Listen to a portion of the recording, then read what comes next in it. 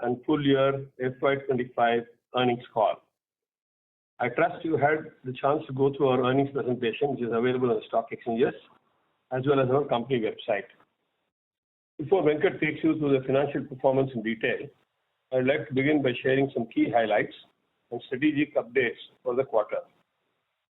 First of all, I'd like to begin by congratulating the Government of India and our armed forces for their resolute and successful handling of the recent India-Pakistan conflict. This decisive response has once again demonstrated the strength, preparedness, and technological superiority of India's defense capabilities. The successful deployment of the BrahMos missile, which played a pivotal role in the mission, stands as a testament to India's indigenous defense innovation. We at Data Patterns are proud to have made a small yet meaningful contribution to the BrahMos program, and it is a moment of great pride for us to support the nation's strategic defense initiatives. It gives me great pleasure to share that Data Patterns has delivered a strong financial performance in Q4 and for the full year. We've achieved a remarkable 36% year-on-year growth for the full financial year. Our Q4 results were particularly encouraging, with revenue doubling compared to the same quarter last year. We are proud to have achieved our guided revenue and profitability targets for the year, reflecting our execution and operational discipline. While gross margins saw some pressure due to low margin strategic contract delivered in the Q4, this is largely offset by a few higher margin projects, allowing us to maintain healthy financial performance. Gross margin for full year was 61% and PAT margin was 31%. PAT grew by 22% in line with our guidance. We remain focused on driving sustainable bottom line growth and are confident in our ability to maintain both revenue and PAT momentum in the future. During the quarter, fresh order intake was lower than anticipated, largely influenced by external factors beyond the company's control. As a result, our overall order book for the year has been modest. We continue to maintain a healthy pipeline and remain confident that these delays are temporary and will translate into stronger inflows in the upcoming quarters. The company has made strong strides by initiating the development of future-ready products and gearing up for several large upcoming contracts. With these strategic efforts underway and a healthy pipeline ahead, the company remains optimistic about a strong order inflow for the full year. Data Patterns received positive feedback on the product showcase at the recent Aero India. Company's commitment to R&D has driven several new innovations, positioning us to seize larger opportunities this year and beyond. The Defense Ministry focused on doubling orders and ensuring a steady supply chain over the next 4-5 years. Data Patterns is well placed to benefit from the growing defense sector in India. We have advanced in the value chain by developing integrated systems with reusable building blocks, leveraging our core strengths. This has enabled us to expand into key global markets like Europe and East Asia. Moving forward, we're shifting our focus to complete systems to grow our addressable market. Our goal is to become a leading system supplier serving both India and other countries. With the required manufacturing and testing infrastructure, skilled workforce, and enhanced delivery capabilities, we are well equipped to meet international market demands. During the full year, we achieved some large orders for radar, EW orders from MOD, PSUs, etc. We also developed and delivered transportable precision approach radars. This is expected to open few more opportunities in the near future. As of March 31, our order book stands at 730 crores, and as on date, order book is at 860 crores, including negotiated contracts. Our inter-hand order book stands at rupees 107 crores as on 31 March. We remain optimistic about delivering strong growth and are firmly on track. We anticipate a good ramp-up in order inflow in FY26 and remain confident in achieving 25% revenue growth for FY26 while maintaining strong EBITDA margins at 35 to 40%. We are happy to inform you that our board has recommended a dividend of rupees 7.9 per equity share of rupees 2 each, which is subject to approval of the shareholders. With that, I will now hand over the floor to Venkat for his remarks. Thank you, sir. Good morning, ladies and gentlemen. We are pleased to share the highlights of our financial performance for Q4 and full year FY25. Let's take a closer look at the financial results. In Q4 and FY25, We are pleased to report a strong quarter and a solid close to FY25, marked by significant growth both in top and bottom lines. Revenue for Q4 FY25 stood at 396.2 crore, up 117% year-on-year and 239% quarter-on-quarter.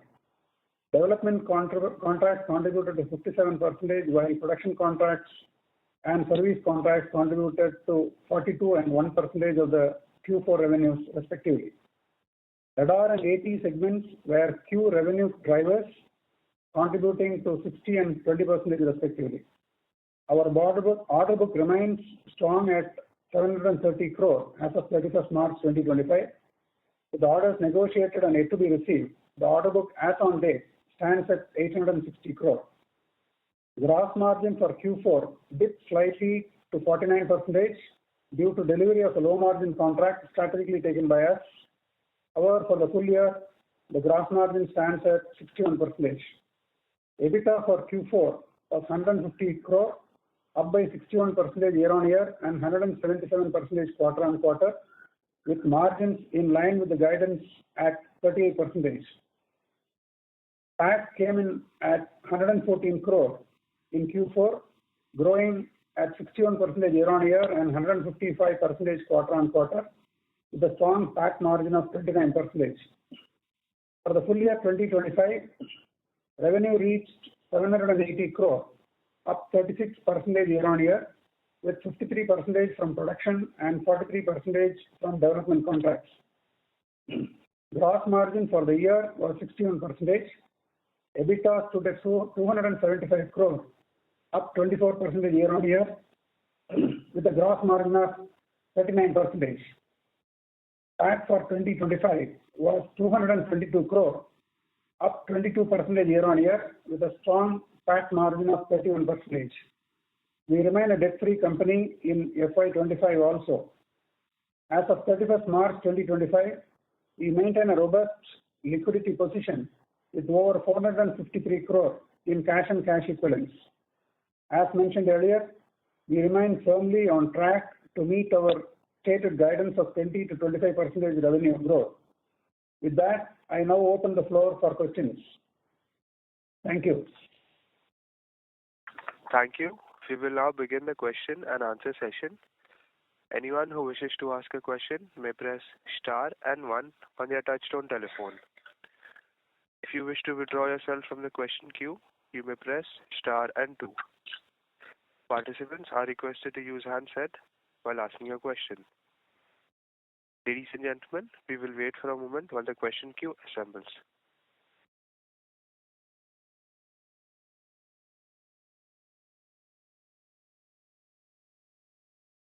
The first question is from the line of Dipen from Phillip Capital. Please go ahead. Thank you for the opportunity, sir, and congratulations on a very strong performance. And also congratulations on your contribution to Operations Indoor.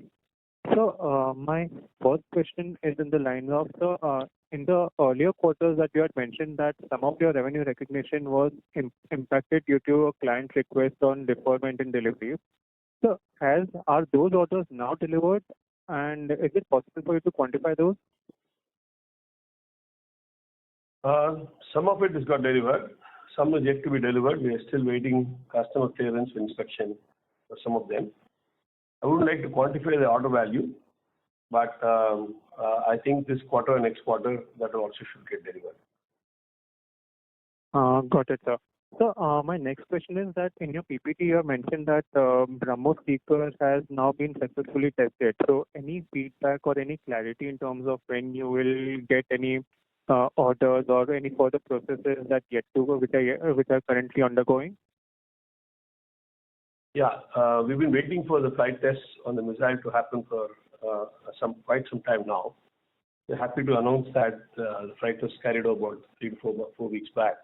It was an excellent flight, textbook flight and textbook performance. So we expect that in shortly we should be getting some more orders from BrahMos for the development. Additional units will be asked. Following up with that, we expect also production contracts to happen. Maybe the next month plus probably another year, the production orders also should happen. So production orders are expected in next year, you are saying? May happen this year, but it will happen early. But they are also, they would like to replace imported seekers with Indian seekers as per mandate. And the products work very well. So they're also pushing us to see that we get ourselves ready for delivery at the earliest opportunity. Got it, sir. So now, sorry? It should happen. Got it, sir. So can you help us with what are the systems that you are supplying for BrahMos? Today we do all the launchers for them, ground-based, mobile-based launchers for all three services, Navy, Air Force, and Army.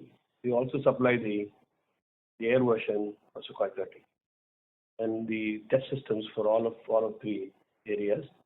As now the seeker is also tested. Hopefully we'll get some contracts to deliver those also. Got it. So your performance in FY25 has been robust in terms of your export orders and export revenue as well. So right now we stand at close to around 100 crores in export orders. Any export orders which are there in the advanced stages in pipeline? We are discussing with to some requirements. We quoted for some. We are awaiting results from the quotations. And also we appointed some representatives for ours for these products of ours. We already delivered in India and abroad.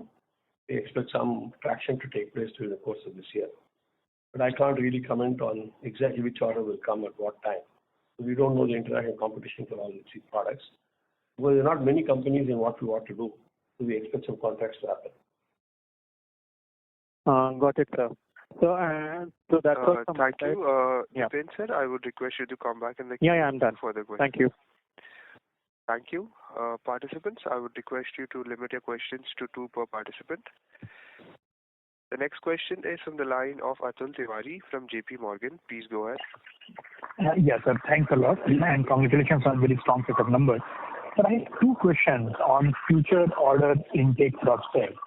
So the first is slightly longer term. I mean, if you could shed some color and light on, what is the opportunity size that you are trying to address, through all the R&D and the development efforts that you are making, say over the next 4 or 5 years. I mean, that is the value of orders that you could be bidding for based on your capabilities and R&D programs that you are undertaking.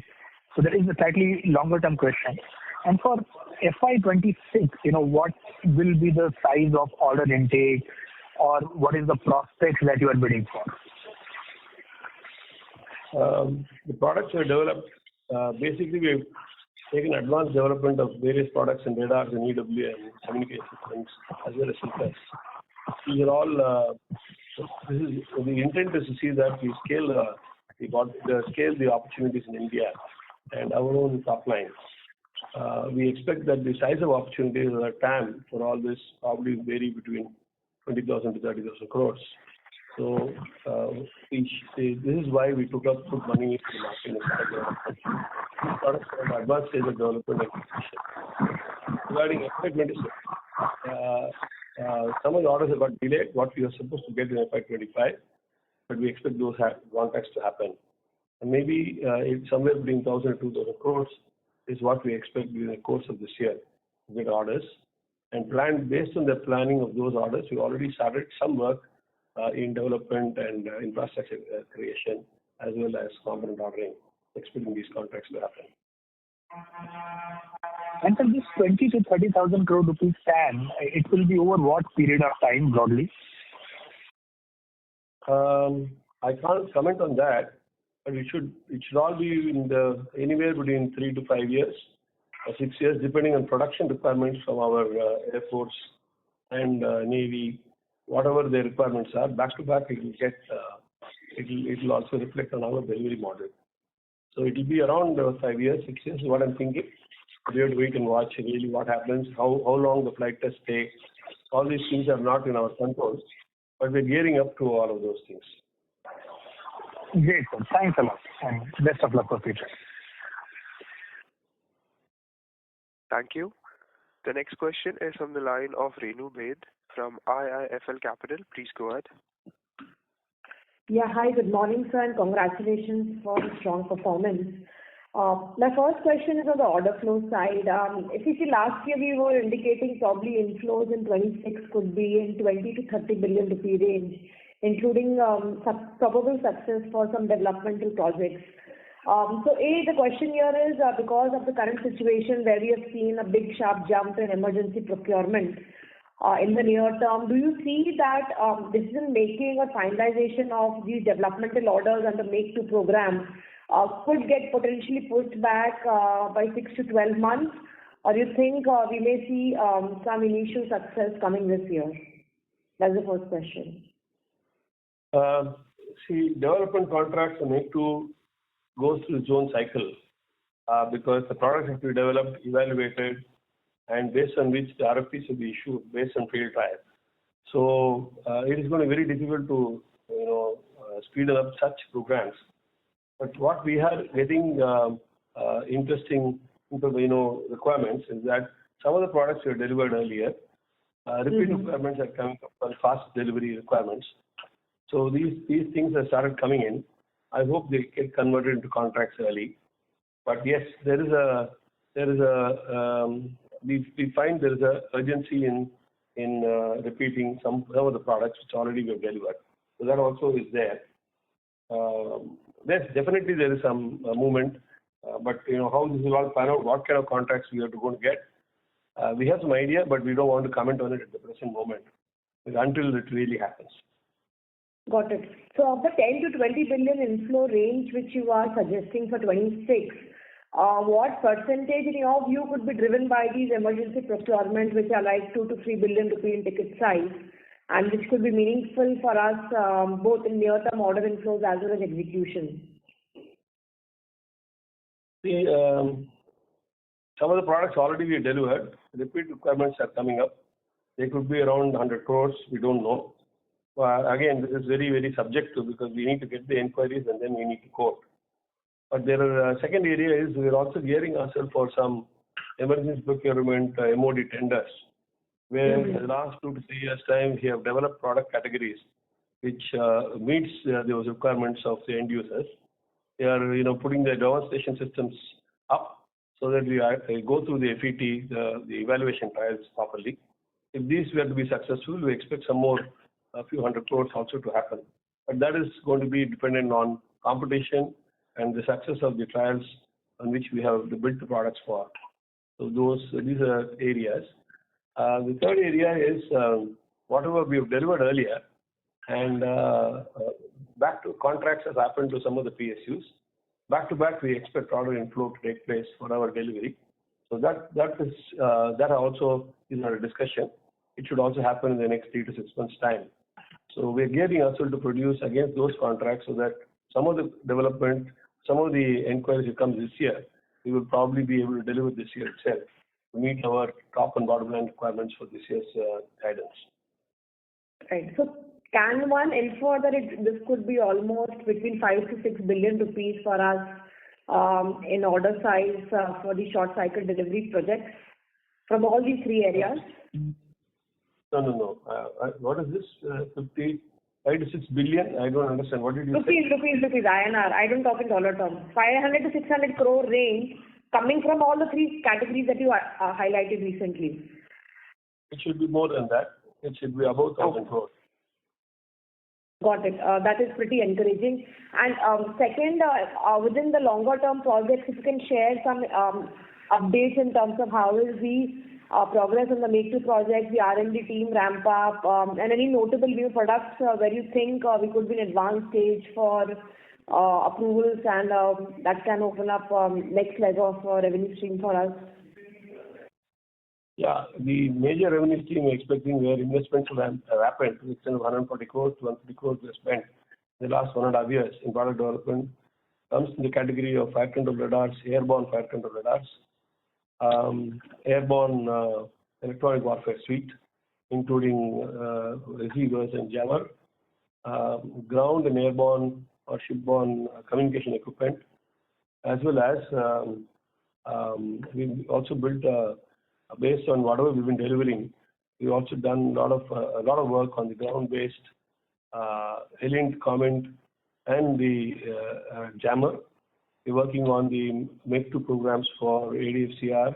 We're also looking at detection of very low cross-section UAVs, detect and jam. So these are all areas where the company has put in a lot of effort in the last 1 to 2 years' time. And these products are coming to some maturity. Hopefully, in the next few months' time, the products will be ready, will come out, and then we'll participate in contracts, inquiries is happening. So these are the areas we're looking at presently. And the other area which is going to help us is because of the successful Seeker flights, we expect some more contracts to happen in those areas. We're also developing additional Seekers, not just for BrahMos, also on air defense Seekers we are developing. We have contracts on hand. We expect to deliver on them. They are also expected to go into some numbers based on some initial success. This is what I was told by the customers, but we will wait and watch what happens. But now that we have full competency here, we're building a whole range of these Seekers for newer programs and newer missile systems. I hope all this pans out well. But these are all being done in-house, fully developed in-house. So the idea is to build these things which is going to have a repeat requirement over many years based on the production of weapon as well as a platform.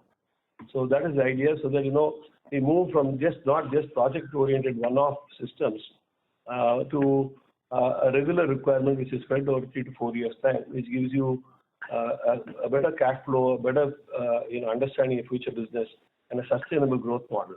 That is what we are focusing on presently. Thanks much and best wishes, sir. I have questions on balance sheet. I'll come back. Thank you. Thank you. The next question is from the line of Lavina from Jefferies. Please go ahead. Hello, sir. Congrats again on a good set of results. Just 2 questions. One is, sir, of the export opportunities. It's a well-known thing that Europe, globally, you're seeing a rise in defense spend, right? I just wanted some high-level thoughts from you as can India actually contribute over there? I mean, do we have the technology to actually go out there and supply to Europe in a big way, or do you think the actual opportunity can end up being far smaller, particularly for Indian companies, right? And any products, if you can shed some light there. And secondly, on the domestic side, has the government taken any concrete measures for increasing private sector contribution in the defense supply chain or to improve working capital?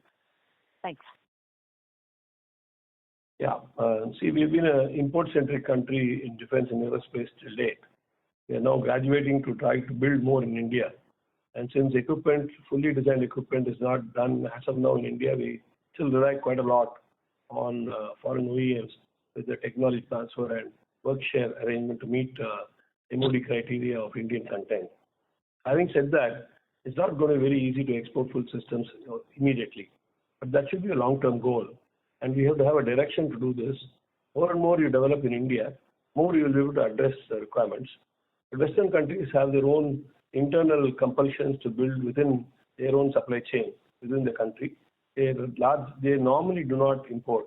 And second, there is a lot of also, import controls and export controls, which we need to address in their government agencies. So even getting specifications from a Western nation for requirements in defense is a challenge. But having said all that, there are opportunities to look at on a growing, European requirement, and then we be a competent capability is established in India. It is possible to do part development in India for future requirements of their Western systems requirement. So we are also in touch with one such company where we can do joint development of radars, where this will not only look at address requirements in India, but also globally we can build systems together. So we are in touch. We are working very actively. We expect that in these cases, we also want to co-invest to build world-class systems. This is how we want to go ahead. It is going to be very difficult. Some of the ground systems we can definitely deliver, which is what we are exporting today now. But on the real defense equipment, which is going airborne, it has its own challenges to build full systems and then ship it to them. But we can collaborate with them. There is definitely opportunity of collaboration because we have a capability model, and they also have shortage of that kind of capability within their countries. Scale up drastically is not very easy in Europe. So we should be able to address those opportunities. we want to put in a marketing model and market organization to address such opportunities. And coming to your second question on India, yes, definitely there is support for Indian equipment, Indian IP. And it is up to us in India, the private sector, to stand up, be counted, build the systems, because very difficult when a user has a very little confidence because it's always imported. They've always been talking about, you would have read the papers that we need technology from foreigners. So when that kind of mindset, suddenly say, I can do everything in India and they will believe you, as a user, it becomes very difficult when you put yourself in their shoes. It's going to be very difficult to say, suddenly you can do all this. Why were you not doing it so many years? So seeing is believing. So we need to take that extra mile, maybe the extra risk, build the products, show them it is world class, and the belief will happen over a period of time. This is the path that Data Patterns is taking, investing ahead, convincing our customers that this is possible to do in India, and then go ahead and get the contracts. It's a tougher way of doing things, but it's a long-term game. And so as we've always been a development model company, we said we will go for a long-term rather than buy and sell, which we've never done in our life. We think it will pan out. Our direction is right. We are convinced about what we're doing. We're very bullish about opportunities in India, and we have to build a capability and a product to convince the customers. This is where we are. Thank you. The next question is from the line of Jyoti Gupta from Nirmal Bang. Please go ahead. Morning, sir. Great set of numbers. My first question is the net working capital days is still quite high in FY24 from 421. Looks like they're going to 468. What kind of net working capital days should be seen going forward? Please stop it now. So, and the other thing is, in terms of revenue, when you say 1,000 FY26, just from the repeat orders, looks like you're anyways crossing your current actual revenue growth of 36 going to 41%. So that looks quite robust.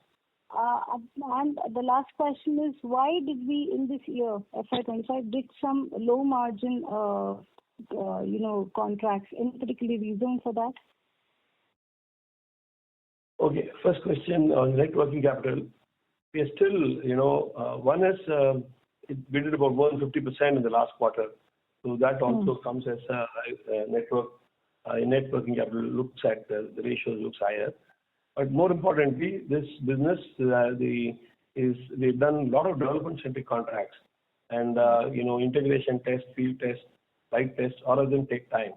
So that is the reason why the working capital is stretched for these contracts. I think given another 2 to 3 years' time, when the development is lesser and the production is more, then the turnaround time will be faster, cash realization will be faster, working capital days will come down. So this is a transitory stage. We need to give the time frame to see that this pans out, and we're able to get. We're trying to scale the revenue as well as the bottom line, and we're trying to do this very, very fast. When you do this, you need to have products to address market, and they have to go through development cycle. So that is the reason why we are the way we are. But I think this is going to come down in the next 2 to 3 years' time. Having said that, we are still a zero debt company. So we are able to manage that, and I think we'll continue to manage this in the coming years to happen. Regarding revenue growth, you were saying that I didn't understand the question correctly. Yes, you were saying some. You said that you would have something like 1,000 crores just from the repeat orders because of the emergency procurement. If that is to the extent of 1,000 crores, no, I did not say that. Yeah. No, I didn't say emergency procurement is going to contribute to 1,000 crores. It's probably for 100 crores. I don't know exactly because the inquiries have started coming in, and they have to see how it processes. I said repeat orders from what we've done earlier, which back-to-back orders should start getting, should be about more than 1,000 crores is what we are saying. That is not revenue, but the order book. And we expect that anywhere between 1,000 to 2,000 crores order book in the course of this financial year, we should get is what I said. Okay, and the third point, you talked about a lower margin. See, what happens is, till now, we have been building products for DRDO and subsequent to delivery model. We do a lot of IP generation. We don't recover development costs in those contracts. And we absorb throughout our life, we've been absorbing development costs and on a product and then gone ahead.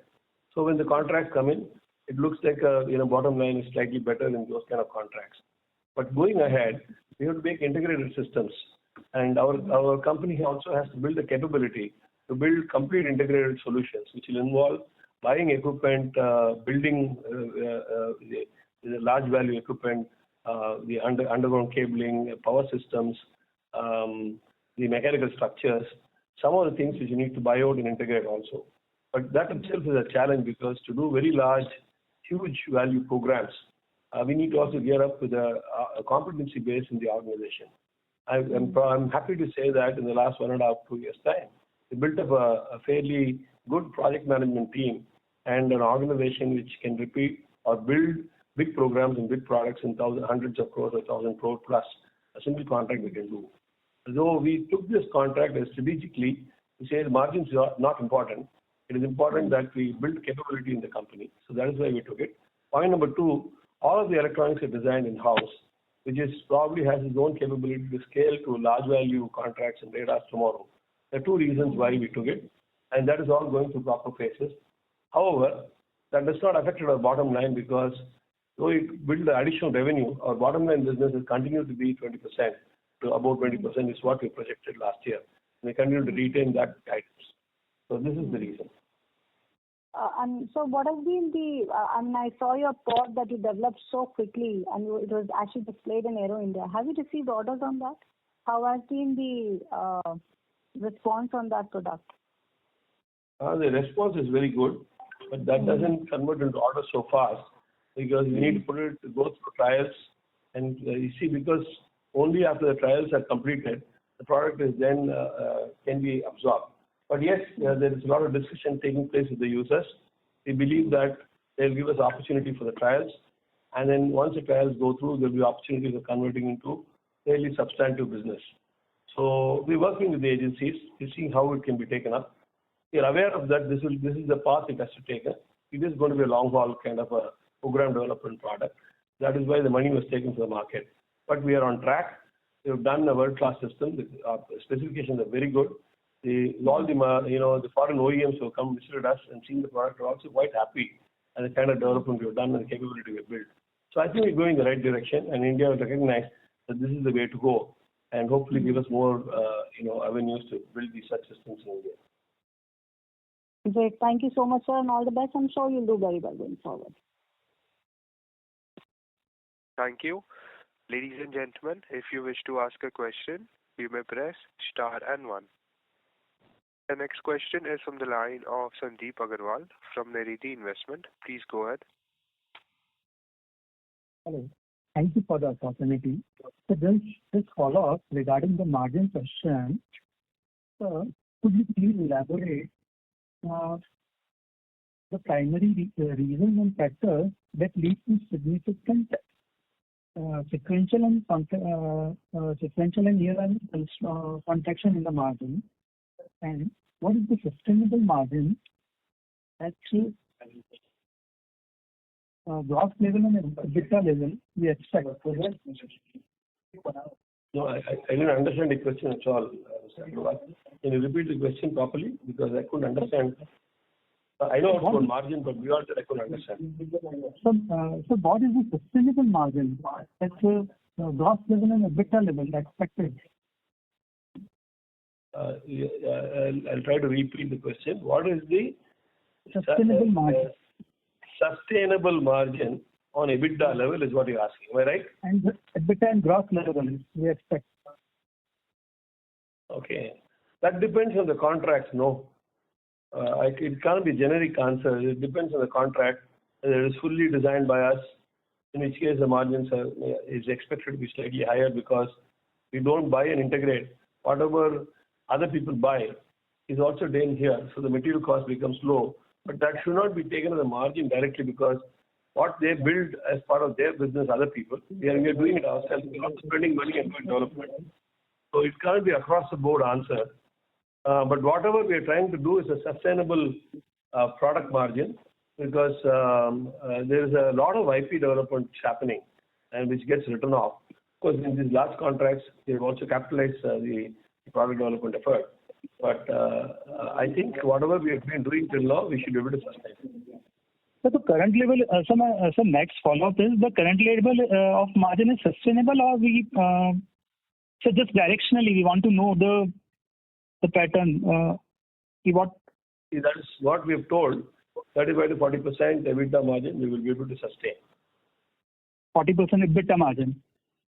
35 to 40% will be sustained. 25 to 40%. Okay.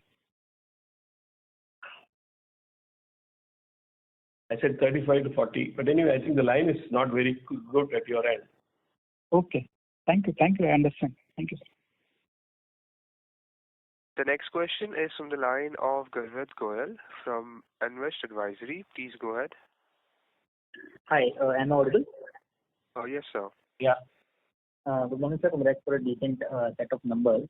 My first question is on our order pipeline only.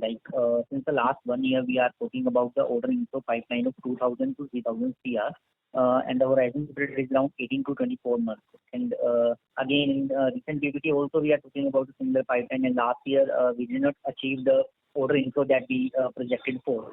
So I want to ask, can you please elaborate on the key factors or the structural hurdles that are delaying this pipeline conversion? For example, are we losing the orders to our competitors or any other specific things that is facing, that is bringing some challenges to convert this pipeline into order books? So that is my first question. Okay, see, whenever I talk about projected orders, we do not consider competitive tenders, because competitive tenders can go either way. So we do not take that into consideration in our projections. What are projections we are talking about pipeline? These are all single vendor contracts, basically due to earlier delivered contracts, maybe on competitive basis or whatever, which repeat orders are likely to happen. So this is what we project. Second is, we've not lost those orders, it's only got postponed. And those are reasons which beyond our control. Some of the programs have got shifted and the contract is supposed to happen. Some orders which our customer is supposed to get from MOD has got postponed. Some of the orders have happened now. So back to back the orders should start happening to us in the next few months' time. And we hear that the projects which has not got cleared is getting cleared now, is what our customers are saying. So I expect that during the course of this year, those contracts should also happen. So that is the second one. Third, because of what has happened with our border, there are also likely that we'll get some orders which is getting fast-tracked. So some orders also are likely to happen, which will all contribute to our order book. So when we are saying for next year 1,000 to 2,000 CR, so are we pretty much sure like minimum 1,000 CR info will be there, or is it just an expectation and you are having not any control over it? No, we are sure about this order because these orders have already been received by customers, and back-to-back inquiry should start in the next month or so. And we will be the single vendor contract for all of them based on our earlier delivered products. So we're sure of those orders. It's a question of 1 or 2 months here and there may happen, but nevertheless, since we want to deliver some part of those contracts, we already started the necessary groundwork to see the delivery models can happen. So that also we started taking advance action. Understood, sir. And sir, secondly, in the last couple of quarters, we were talking about some shift from part product supplier to end-to-end solution provider. So can you please update us on the progress in this regard, how we are going on in this direction, what kind of inquiries are we seeing, have we made any further development which will lead us to a big negotiation or big order in the upcoming months? See, getting into full systems is what we're attempting to do. We have done successfully in some of the contracts. We have delivered the position approach radar to Air Force and Navy. One more order came that also has been delivered. So we've developed, based on that, we've developed a product radar for the international market. That has been accepted and delivered. That is under installation. So like that, we have started development products. Earlier we were doing only receivers for EW.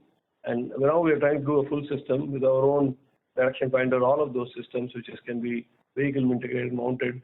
So we made the vehicle integration systems. We're taking for demonstration. So wherever possible, slowly we are adding up on existing competencies and product capabilities and finishing the product to end systems. But to translate it into end system order will take a bit more time because all of them have to go through demonstration, trials, and then based on which the contracts can happen. That's a slightly longer route, but that is the only route we need to take, because if we keep being a component supplier, our scaling is going to get limited to the available market space which we have. So the idea is to increase the TAM, and so the full system has to be done. That's what we're doing. But it will take a bit of time to see that this is happening. And we have to go through a lot of flight tests and all that, depending on the platforms. So it will take time, but it will also be large orders as and when it happens. Understood. And sir, just one last question on the guidance part. I remember when we used to spoke, you approximately 4 to 5 quarters back, you were targeting around 30% earning growth in bottom line, basically year over year. So, but this year we ended up with 22% growth. So, can you please provide insight into whether this change reflects revised internal outlook? Additionally, going forward, how investors should think about the sustainable earning growth over the next 2 to 3 years? Actually, I think the mistake in probably communication or understanding. We did not say 30% bottom line growth will happen on 24-25. We told only about 20%. And our top line growth of 20-25%. Bottom line, we talked about guidance of 20%. Today also I'm saying the same top and bottom line growth. 30% happens, can happen on the bottom line, but that we're not at the present moment how to tell. It all depends on the context which happen and how our execution timelines are with respect to customer requirements, based on which it can be up at a later date. But today we are looking at a 20-25% top line growth and a 20% bottom line growth is what we're looking at. And we want to stick to that guideline, not 30% bottom line. Maybe it can happen. It is possible it can happen, but at the present moment we can't commit on that. Then for FY26, what is the number you are quoting for bottom line growth? 20%. 20%. 20. Okay. Understood. And sir, one last thing on the. Sorry to interrupt, sir. I would request you to come back in the queue for further questions. Just last question, sir. Just last question. Too loud.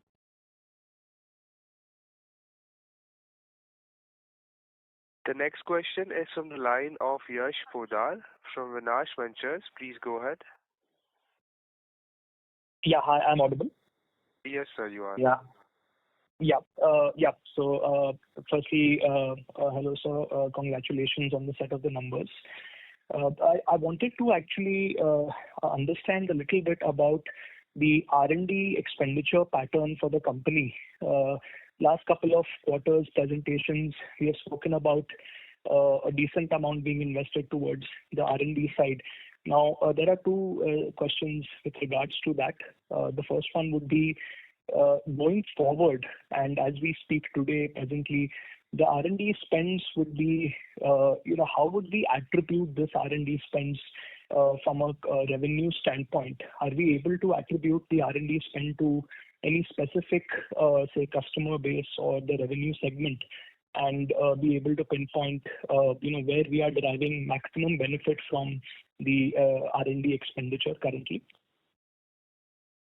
Okay. See, traditionally, whatever product development we were taking, we used to write it off as revenue expenses, because this is all part of a requirement which is posted against an inquiry or the inquiry tending to happen. So with the market information, we start development ahead. So we are ahead of the curve and we have a delivery model which is faster. What otherwise would have been imported, we say we'll develop it. So that is how we've been doing it all along. Today we are trying to get into a full system business.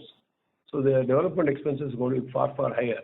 And all of them have to go through what is called as flight trials and trials on the field, which is going to be a longer term duration. And also, when anything you go through fighter aircraft, qualification, certification also takes a long time. So these are not products which you develop, which you will get contracts in the same year. It is going to take 2-3 years before a contract can happen, maybe 2 years, 3 years, even for flight tests or qualification, certification to happen, after which the contracts can happen. So this R&D which you're talking about is a longer term spend. That is why we sold shares and got some QAP money, which we dedicated to programs which we're developing, and that they spent more than 140 odd crores on product development in the last 1.5 years' time. So we continue to spend on those kind of large projects. These has a very large requirement in 20, 30,000, 20, 15 to 30,000 crores worth of adequate requirement is there. So we said let us develop this and see that we scale the company substantively as we're going ahead. So that is the reason we spent it. Yes, now that some of the products have started coming near maturity, we're also seeing whether some prototypes can be sold this year itself. So we are attempting to do so that the conversion of R&D to actual reality revenue can happen. We are on the path of doing this, but I can't comment on it at the present moment because this is in my head and the company is doing what is necessary. We need to go ahead and do this. Okay, understood. And my other question was with regards to the TAM that you have mentioned previously, and I think one of the questions you had answered previously that we are trying to expand the TAM of the company. So if I were to look at and allude to some of the things mentioned in the previous calls with regards to new age defense products such as UAVs and the next 10 years of how defense procurement is looking. How would we be positioned today in terms of both R&D as well as execution? And so, and would this also have a correlation with the 20% top line, the 20% bottom line growth that you're mentioning? Or, in terms of profile, this is going to change drastically over the next couple of years? Presently, our focus area is in radars. It can be airborne, ground, naval, etc. Radar itself has got too many classifications, very many types of radars. We are addressing all types of radars. As far as UAV is concerned, we're looking very small cross-section UAV to be detected a few kilometers away. We're building radars for that also to see that we can do. Second is on electronic intelligence and jamming. We're working on both airborne and ground-based systems. We've done a lot of work on all of them in the last 15 years. But now we are adding other areas of spoofing and things like that. So a number of other areas, including jamming, we are building products now. It'll be a bouquet of products which will address evolving requirements in a different war scenario which we are facing. So these are the second thing which we're doing. The third thing to do, secure communication across all platforms. This also is in a fairly advanced stage of completion. We should start trials in the next few months' time. So all this is required. Fourth is integrated systems, including vehicle support system manufacturing, so that it can be not just the radar, but also as an integrated requirement, meet the complete requirement of customer. We are also doing that to see that we are addressing that. Fifth, as long as we can connect with the platform supplier or weapon system supplier, we can also look at some kind of seekers to do this. We have a lot of ideas, and it all comes from a common pool of development. It's just not just ideas, but we need to build capability to produce this. Today we have nearly 1,600 people working in data patterns. Nearly 1,100 engineers are working here. We're rapidly enhancing our engineering capabilities and design capabilities, and that is another thing which we're putting up. We're also spending about around 50 crores in the next 1 to 2 years' time to create infrastructure to production, test and validate systems, which we expect the contracts to happen in 2 to 3 years having. So we need to be ready to deliver. So that also is happening because infrastructure takes a long time. Right. We're doing that. Right. So all-around development effort is being done. Right. This 150 CR is a forward guidance for the R&D expenditure, sir, or is it for capital expenditure? Capital expenditure. R&D expenditure, already we have budgets, and we already spent about 140 odd crores in the last 150 crores. 107, I don't know, some number we have spent. We have in our kitty some more, these are approved programs we've taken up in-house, and additional expenditure will also happen. And moving with the scenario, what's happening, we see, we can also, as long as the competencies exist, we'll continue to build products very aggressively, is what we're doing. Okay. Thank you so much for answering all the questions. Thank you. Participants are requested to limit their questions to one per participant, as there are several people waiting for their turn. The next question is from the line of Dhavan Shah from Alpha Accurate Advisors. Please go ahead. Yeah, thanks for the opportunity, sir. So my question is on the BrahMos side. Out of the total cost of BrahMos, can you share what would be our, opportunity size in terms of the percentage also? That is fine. And secondly, maybe 2-3 years down the line, this production and service business contribution to the revenue, can it inch up to 70-odd% from currently roughly around 55-odd%? Yeah, I'll ask the second question first. As long as the product development has happened and approvals happen, definitely the production should start going 70% and above. This is what we think we'll do. We'll continue to develop products, maybe 20% or 15%. That is how it has to go for a mature model. Since there are lack of full products in the Indian market, which is designed in India, today the gap is very high. We are trying to address the gap in competencies which we have. So that is what we're doing. Regarding the first question on BrahMos, I can't really tell you because I can't forecast this. We have quoted somewhere, the orders have to happen, and we are a bit premature to say what is the value of the contract now and what percentage of the overall contract. I don't want to address that now. It's sensitive, and let it happen. Then maybe one of those following questions after it happens, maybe I can talk about it. Sure, sir. Yeah, that's all from my side. Thank you. Thank you. The next question is from the line of Rupesh from Intel Census Capital. Please go ahead. Hello, sir. Thank you for the opportunity and congratulations on fantastic result. I have 2-3 questions and I'll ask all of them together. So first question, sir, is on Ashwini LLTR radar. I think we were expecting a fairly decent sized order, but you had said that the bid is competitive. So if you can provide an update on that. That is question number 1.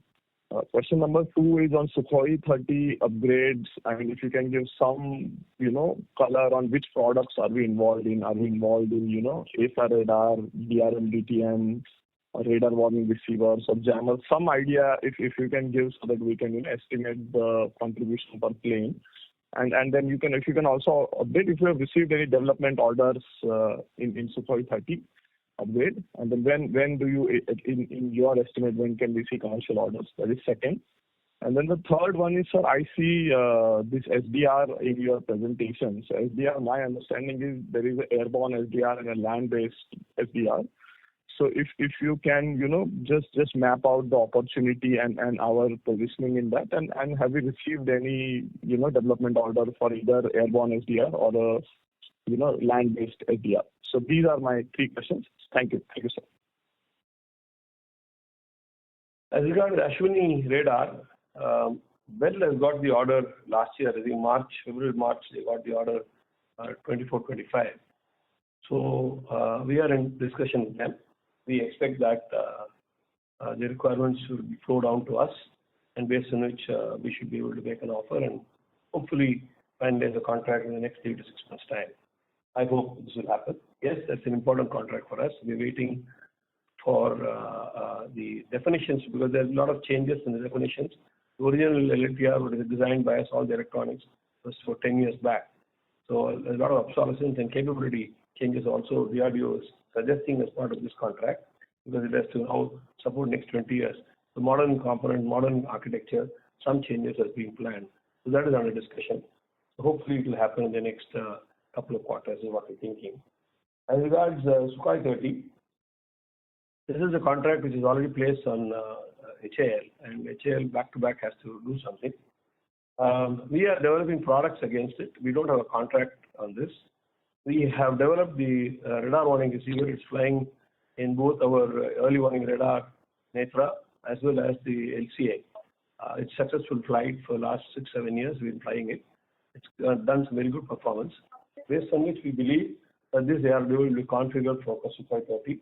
Again, we don't have an order for this, but we have a product which meets the requirements. We've also designed, as part of the larger view of increasing TAM, we've also designed the AESA microcontroller radar hardware.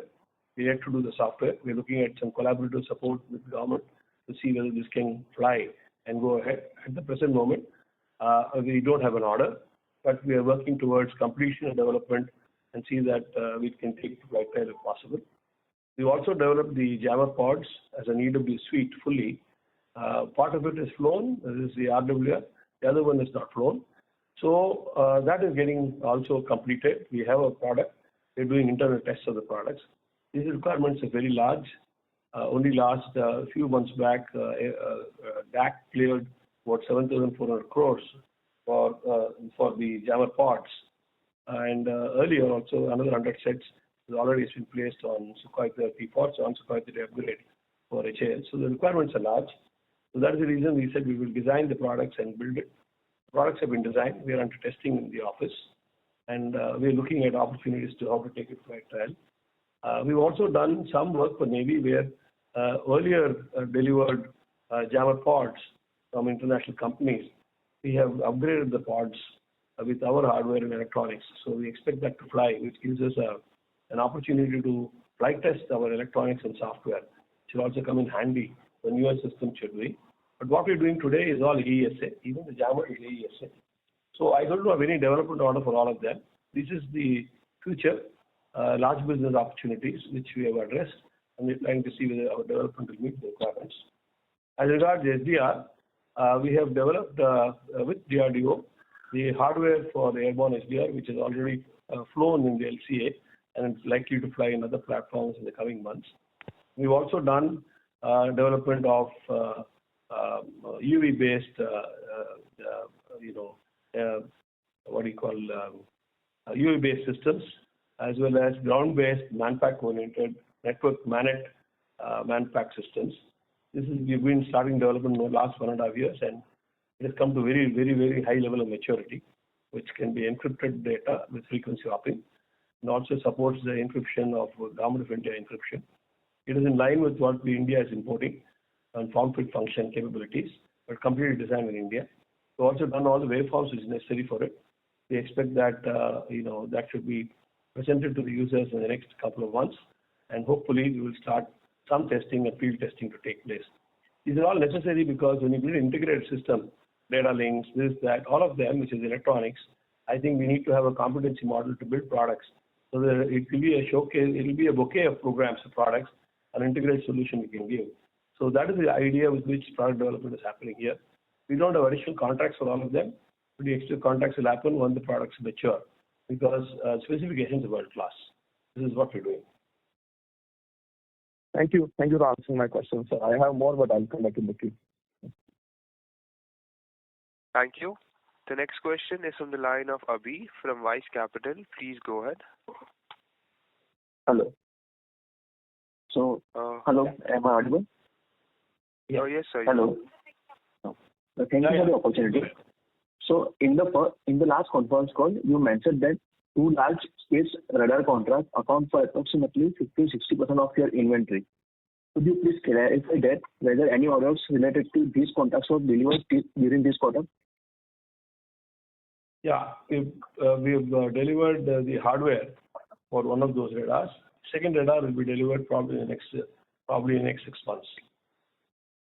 So, sir, given that deliveries have been made on these large space contracts, could you please explain why the inventory levels have not been decreased according to this quarter? Inventory has come down with respect to what has been delivered, but the second radar, the inventory is still with us. It's a very large inventory because, as I told you, we don't have much of margins in all these contracts. So it is very high inventory oriented, and that is still in our books. The third is for contracts expected to deliver this year. We also work ahead of time in buying electronics to see that we can deliver. We're expecting some contract to be finalized in the next 15-20 days time, but we need to deliver it in the next 4 to 5 months time. We won't be able to start, buying material post contract to deliver on the requirement. The requirements are urgent. The order is going to be a single tender. So we've already started manufacturing against those things. So what we do is slightly different. We do based on market inquiries and the surety of the marketing guys and the customer requests. We start developing and producing products ahead of the contract to see that we can deliver along expected lines. But some of the contracts, government agencies, there's a lot of delay, internet delay, but they still insist that we deliver ahead. So that is the model we've been doing with them. And as long as they're sure that the contract's not going to get slipped, we try and do that. So third point is you must understand the inventory in defense equipment is going to be on the higher side because not only development takes place, but after development and testing, there is customer certifications, acceptance trials, All of this takes enormous amount of time, which is not in our control. And if we don't do this, we find that we're slipping on delivery models. Since we have a commitment to deliver and continue, we try to take these things on inventory and then build the products and keep them ready. So test cycles are long, lead times are long, so we need to address that. That is the nature of the beast as far as defense equipment is concerned. It is worldwide, you will find that it has never been just-in-time inventory. And second, these are all projects which comes hurried, and then the customer, though it has taken 2 to 3 years for them to place the order, they want delivery in less than 6 months and 1 year. So to handle such kind of customer request, I need to have a cost model which is very different. And that is what we're doing. Thank you, sir. The next question is from the line of Dipen from Phillip Capital. Please go ahead. Thank you for the follow-up opportunity. So, just one question from my side. So, what would be the estimated execution cycle for the current order book and for the order pipeline that you have mentioned, say 1,000 to 2,000 crore in FY26? How quickly can the execution cycle be over there as well? More than 70-80% of the existing orders on hand will get executed this year. And we expect that some portion of the orders which is coming this year will execute this year itself. We're taking advanced action in terms of procurement and design, which is going to be done. All that is happening as we speak. So that is, I think it answers your question. Sure, sir. Thank you so much and all the best for FY26, sir. Thank you. Ladies and gentlemen, due to time constraint, this was the last question for today's conference call. I now hand the conference over to the management for closing comments. Thank you very much for all the people who have joined this call. I'd just like to say that I've been repeating this for some time. The opportunities in India are very large in defense markets. We have been habitually importing. So there is a large opportunity for Indian systems to come in, especially with the Make in India initiative, which government is supporting. There's an opportunity that's very, very large. It's not that we lack in competency and capability. It is never allowed to do things in India at the earlier days. I think it is our responsibility to build up products, address the market and the opportunity. So we are very, very bullish on the opportunities and our capability to deliver or address them.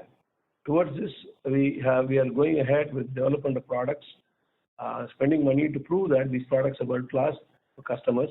Only after they see that this is available, they will have the confidence that India can also do these things.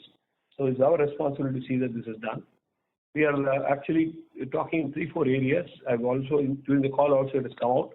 We are working very, very aggressively on building full radars, all kinds of radars, airborne, ground-based radars, search, track, fire control, all of them, whether all of those radars we build, and this is built 100%, including mechanical design. Everything is designed in-house. Second is a complete EW suite for air and ground, including jammer. We believe it's a large opportunity. We need to look at it and do this. Third is the RF seekers, which you're talking. Fourth is the communication equipment and integrated solutions for various kinds of applications. This is notwithstanding the products we do with DRDO. We do for all platforms. Some of the parts are major parts of systems where a lot of design work, the development software comes from DRDO. The rest is being done by us in electronics. We engage with them, and these have been my customers for the last 20 odd years. We've learned, a whole lot of knowledge has come into the company based on a continued working relationship with DRDO. So this is continued to grow.